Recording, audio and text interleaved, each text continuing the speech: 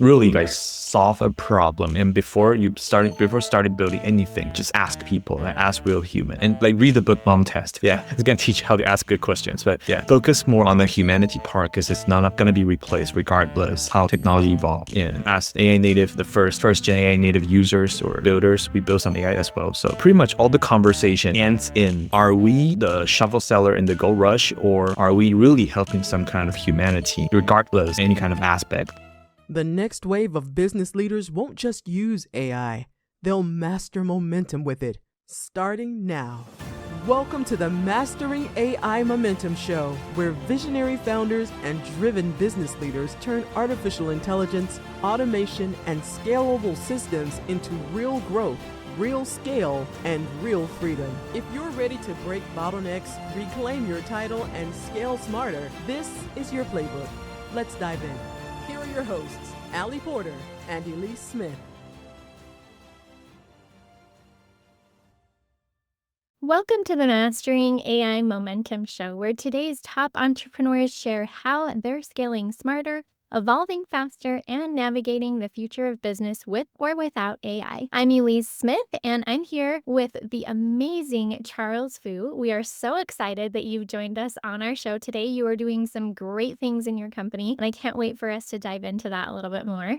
And I know you said that you are a culinary and guitar enthusiast, finance career lecturer, which sounds really cool, and a community contributor. But tell us a little bit more about who Charles really is. That's a good start. Thanks for having me. And I would say for me, I have been always very well behaved kiddo since growing up in valedictorian all the way through my academia career. But for me, I feel like I'm a builder. So after graduating from UPenn, we started this company. It's from looking back, I was a finance bro mostly. I was doing quantitative trading strategies at hedge funds, also VCs as well, for a short while, and tried to intern in like 12 different industries just to explore the world and talk to different people, learn from different minds. So that's me. I'm just very curious about the world and everything and people's thoughts. That is so cool. So how did you get involved in entrepreneurship? Have you always been an entrepreneurial spirit, or was there something that like triggered you to get there? I think that I'm very lucky. So I'm born in an entrepreneur family where all my parents, they're doing business in America and Taiwan, and they're also investors for some company as well. That's how I got exposed to how innovation can really drive impact to not just our world, our status quo, but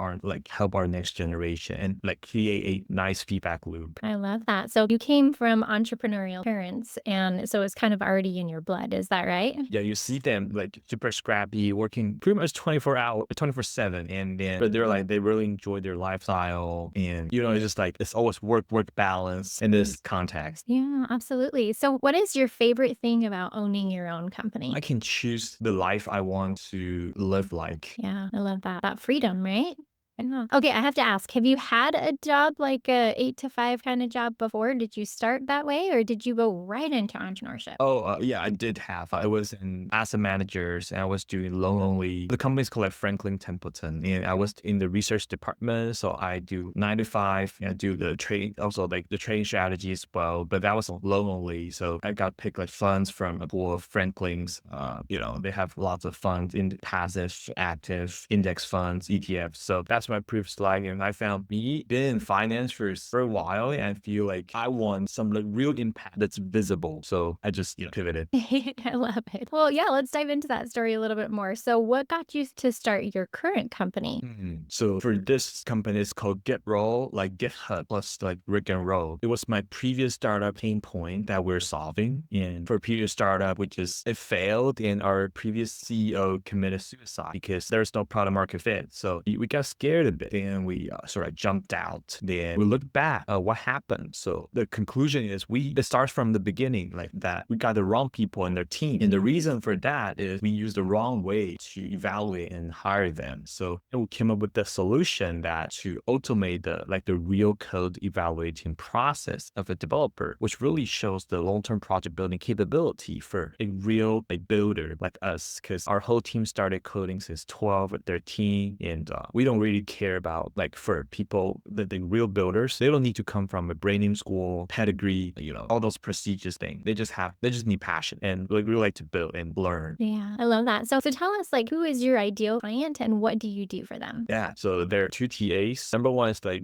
technical recruiters who are still sourcing on LinkedIn or vetting through their like process. I would say sourcing from GitHub and vetting from GitHub. You probably use GitRoll. It really tells developers, if he's solid or not, and you see the long-term building capability and the growth. And that's number one, and portfolio. And number two is like staffing firm, and we give them lots of developers that's never been uncovered, those hidden gems on LinkedIn or like through inbound application, because many of them are already on GitHub or on GitRoll as well. So that's main two T. Wow. Okay. You are super smart. I don't even understand some of the things that you say. And I'm like, wow, you're just like amazing. And I hate to ask this question, but I just have to. Can I ask how old you are? I'm 27. Wow. You've accomplished a lot in your life already, haven't you? Thank you. I'm flattered, but lucky, very lucky. But I also work very hard as well. Absolutely. I can tell for sure. And you know your stuff, which is amazing. So, okay, well, good. Well, let's move into your business and kind of like how you were able to scale it as quickly as you did, because you've had incredible growth in what, the last year and a half? Is that right? Yep. Yeah. So, what were some of the things that you had to learn in the very beginning that helped you to get the success that you have now? So it's twofold. On one hand, it's for developer themselves onboarding to our platform. On the other hand, will be the employers who want to hire developers or hire AI native talents. So let's start from here real quick. The reason we went viral, we'll keep going viral in the developer community is we have the score and tier and developer like, compare. It's like 7 cents and, it's all those touch rate, all those kind of things. But it triggers, it's like neural activation where you see the score and tier, you keep improving. And that score is not just some artificial thing. It's like, it's based on real code. It's based on open source consensus. It's all based on fact and evidence. So that's why people like to, okay, this magic mirror tells how good I am. I gotta improve that. So those kind of things. Virality is inherent. For employers, because we're mostly in the Bay Area. For recruiter community, like now more recruiters start to know, oh, so the real builders or hidden gems are actually on GitHub, not LinkedIn. So they start to pivot there or like add another source for them to do their work. So they found us and they keep like spreading the word. So pretty much I got 5 to 6 inbounds every day. We don't need to do any marketing. So just for those calls, I'm already like worn out. There's lots of things to do and lots of API requests. Oh, give us the API to get your score, those kind of things. It happens a lot. That is so fascinating. So it sounds like you went viral pretty quick, which is awesome. I think every company would love to do that. So what was your, like, if you could give a golden nugget to somebody who's watching or listening to this, if they want to go viral, what would be something you would tell them to do? So the virality for two TAs, right? So for 2C and 2B. So let's make it general. Make it very general. So most of my friends who have a viral product in the BGC field, they tend to have some controversial elements within their product. For us, it's the orange tier where people like to compare. So there should be something. But those are not safe for work thing. I wouldn't recommend that. But there should be something that, there's something that's there. And for B2B, it's a lot of time it really comes from B2C where the reputation and all those prestige, people are hailing for you. Then you get seen by employers. Because I say in a B2B in 2025, it's super duper hard as large language model surgeon. And you see lots of agentic products coming in, cursor for something. So now for B2B, really you have to solve a real problem. Then you're building a painkiller rather than a vitamin. So that's really important for a B2B because you prep for so many years. You just like one shot meeting and your business ends within the first call. So that happens a lot in 2020. Yeah, and I love how you were able to explain that too, because there's two different ways to look at that when you're talking about B2C or B2B. So that's neat. So I want to kind of go into your mindset a little bit, if you don't mind. What were some limiting beliefs that you had to overcome in order to be able to get to where you are today? What kind of belief you're referring to? Yeah, like was there any kind of negative thought about yourself or like a limiting belief that held you back that you were able to overcome, like confidence or, something that you believed about yourself that you found was not actually true? After starting the company, I'd say like courage to like pitch to pretty much everyone in time because I was a developer before. I was always in front of the screen, doing research, doing training strategies, coding. That's my life for pretty much the past 2 decades. But now I'm the CEO and now I have to talk to everyone. So I'm very eloquent now. I learned to be eloquent. I love that. And that really takes a lot of like courage to do that. Some people get affected by texts and those emojis and words a lot, and that affects their action. But for me, I don't care at all. I just like, as long as I'm offending you, I can do, I'm very free now. So I enjoy this kind of thing, which I think lots of founders are really, I don't know, it's like build, go to the gym, and they try to like talk to customers every day. So I really enjoyed that every day. Nice. So was it just repetition that helped you to feel more comfortable, or did you do anything to get that confidence to talk to these business owners and B2C as well? This is a great question. So for me, the biggest change I had is empathy. So I got the empathy and pretty much the sympathy to feel what customers and a lot of times investors, what they feel and what they care about. And for me, I was behind the screen, so I didn't know all those it's busy ins and outs, nitty-gritty details are just numbers for it. But after starting business, I'm basing to like real human and they have warmth. And I got to observe the micro expressions and, their emotions. So I changed a lot in the empathy part. That's huge. And I like that you're so vulnerable to be able to share that too, right? Because when you come from the development world, I know a few developers, and that skill is not always there to have empathy and to have the ability to connect with people because it's just a completely different world. You don't really have to interact with too many people on the development side, but you pushed yourself out of your comfort zone. And I want to ask why? Why did you do that? The real reason why is I think most of the time I didn't get the real feedback or real answer in front of the screen rather than just ask people directly or hang out with the customer or that change just happens spontaneously and it's just very natural. So Okay. You wanted your business to be better and do better, and so you had to adapt, right? yeah, for like at the start, at the very beginning, it was me just hanging out with some friends, and now I heard what they say, and sometimes they come with emojis because they're like founder friends too. So we're in the early stage founders are like our life is miserable. So that's how I got to know. Like one founder literally like, burst into tears and like next to me. That's the first time I got to know like those kind of emotion thing. And I asked why. I keep asking that why he thought, and it was a he, right? So men are taught to be like brave, those kind of thing. But hey, that's what broke down on me. Yeah. Yeah, and that's the thing. I mean, we're kind of transitioning over to the AI conversation, but it's human to human connection. Like that is so important, whether it's, in person or over virtual Zoom or whatever it might be. That's really what people want. You can look at numbers and screens all day long to try and figure out what the problem is or how to make something better. But until you actually talk to some, you're missing a whole piece of the puzzle, right? Exactly. Especially so last add on is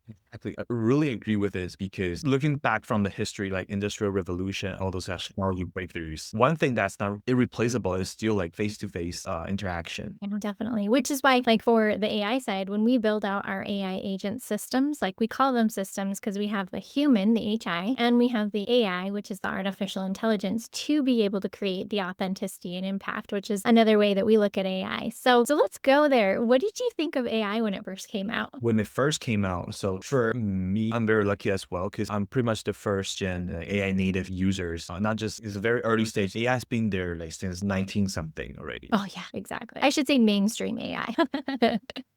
Language models. Yeah. Okay, so it was like November 2022, right? At that time when GB got released, I was still a UPenn in computer science as well. So that literally changed the way we get out the quality output. And as long as you have quality input, which is hard, which is the question everyone's pursuing right now. So that was my first thought. I used GPT. I asked it a very detailed questions about how to make a pancake. So I know. Don't we always start with like something super easy, like a recipe?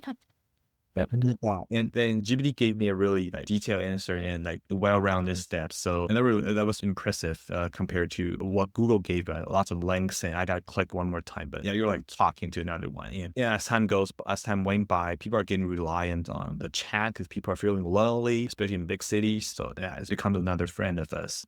It's so fascinating because you think about when Google first came out, which I won't tell you my age, but I remember that.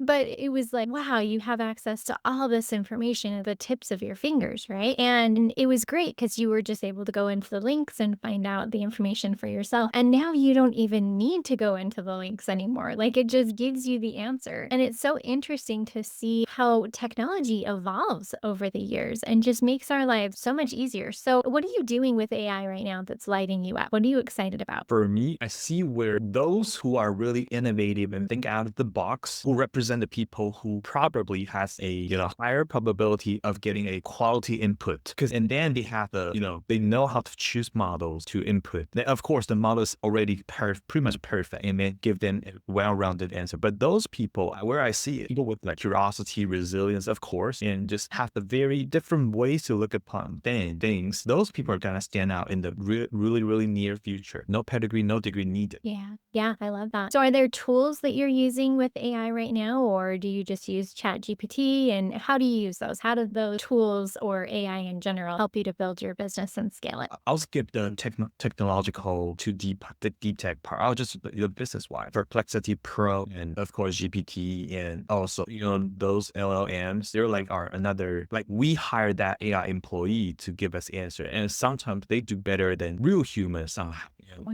Observe. And let's say for the next direction or the next product iteration, or what's the real gist behind, what's the insight behind this customer. Now we can throw everything there and they see something we don't see. So that's pretty amazing. We have another business analyst for us for doing like $20 per month. I know, it's crazy, especially because it's free in a lot of cases, and then $20 a month for the pro version. Thank goodness they've made it so cheap, because it's just so exciting to play with and see. So if you could have an AI agent do something for you in your business, what would you want it to do if the sky's the limit? Not just automate all the operations, but pinpoint our like flaws in the thought process or the logic, where when we come up with a idea or answer. Like, there's no one right or wrong, but I want someone to pinpoint, like, brutally honest, telling me, hey, this part's wrong, not just based on facts, but based on the why or reasoning. So I want AI to be that kind of assistant as me, so that I think more clearly. Yeah, kind of like a business strategist,